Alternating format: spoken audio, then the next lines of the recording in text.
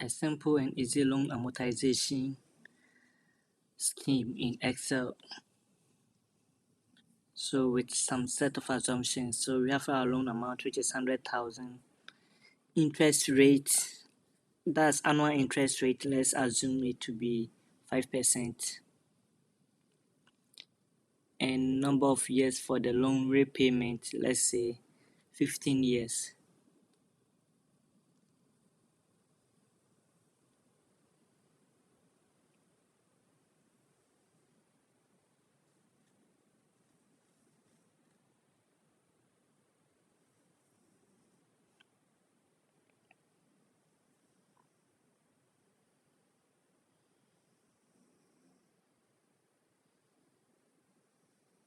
Next, we need to compute the monthly interest rate, which is 5% divided by 12, the number of months, and the number of payments, the number of periods that we are going to use to pay the loan, which is 15 times number of months, which is 180.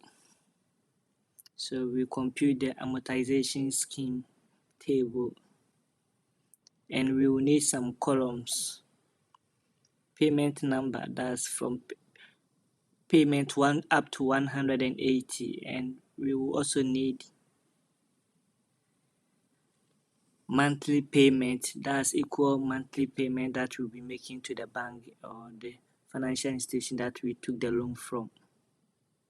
So next, we need to know the interest component of the monthly payment and the principal component, and we also compute the remaining loan balance after making the payment.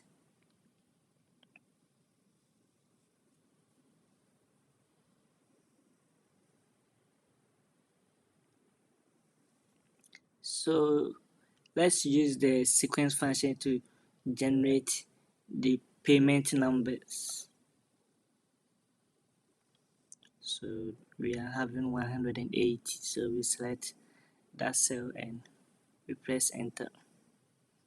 We have 180. Next, we compute the payment. So we use the PMT function, the payment function, which is the rate. Then we fix it, and we fix the number of payments. Next is the present value, which is the loan amount,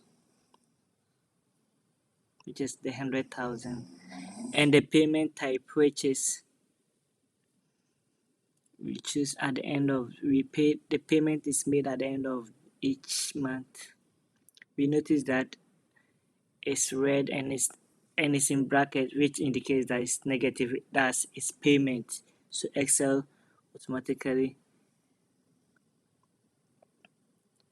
shows red. However, when we double tap on the column, we've seen that the payments are not the same. Meanwhile, payments are supposed to be equal, so we need to check where the error is from, and we notice that we did not fix the loan amount, so we correct it, and we also change it from negative to positive for easy understanding. So we insert negative in front of the PMT and everything changed to black.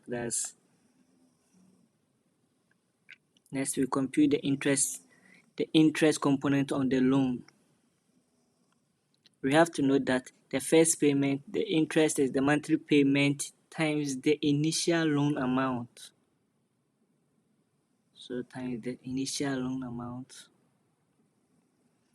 And the principal component of the payment, of the monthly payment, is just the principal less the interest part.